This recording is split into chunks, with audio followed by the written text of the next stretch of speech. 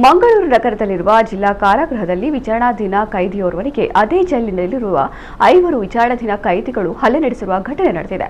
ಘಟನೆ ಅಕ್ಟೋಬರ್ 3ರಂದು ನಡೆದಿದ್ದು, ವಿಟ್ಲ ಕಾನ್ತಡ್ಕದ 27 ವರ್ಷದ ಮೊಹಮ್ಮದ್ ಇರ್ಷಾದ್ ಹಲ್ಲೆಗೊಳಗಾದ ವಿಚಾರಣಾಧೀನ ಕೈದಿ. ಹಣದ ವಿಚಾರವಾಗಿ ಈತನಿಗೆ ಹಲ್ಲೆ ನಡೆಸಲಾಗಿದೆ ಎನ್ನಲಾಗಿದೆ.